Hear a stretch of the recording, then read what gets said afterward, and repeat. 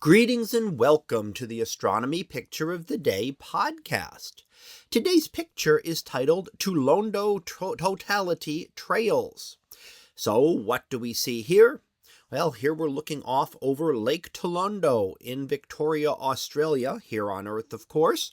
And we see up in the sky the lunar eclipse that occurred on March the 3rd of this year. Now, that was the total lunar eclipse that occurred this year, and a total lunar eclipse occurs when the moon is full and passes directly into Earth's shadow. That blocks out the sunlight from directly striking the moon, making it get a lot fainter, and in this case, a lot redder as well. Now, it gets redder because light does sneak through Earth's atmosphere so that Earth's shadow is not completely dark as it would be if we had no atmosphere. And that gives the red color because the red light is better able to scatter through the atmosphere and into the shadow. Those longer wavelengths are more easily scattered than the shorter wavelength blue light. Now, a total lunar eclipse, the totality phase, can take an hour or more. And if you take an image during that time, things are going to move.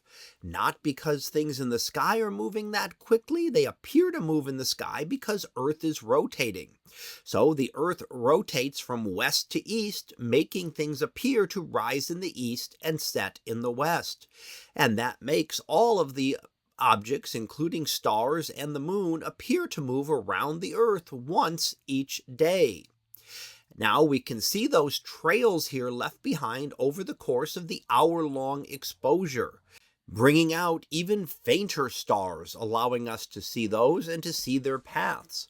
Now, as we look at them, we will see, and you can look towards the upper right and the lower left and see how the star trails are curved. Those would be the regions around the celestial poles. And the stars, as you look closer and closer to the poles, would make smaller and smaller circles around them due to their pivot points of the poles. That is what everything appears to rotate around. So this is from Australia. We would be seeing the south celestial pole up in the sky, and the north celestial pole would be hidden beneath the horizon here. Now, to bring out the detail of the moon, there is one separate image that was then merged together later, a detailed image of the moon that was taken at the end during the totality phase at that point and then merged in with the other longer exposure image. So to get this, a couple of images were done. Again, one long exposure bringing out all the detail in the star trails, and then one short exposure to kind of punctuate where the moon happens to occur at the end here. So this was a chance to be able to see a total lunar eclipse and the only total lunar eclipse of the year.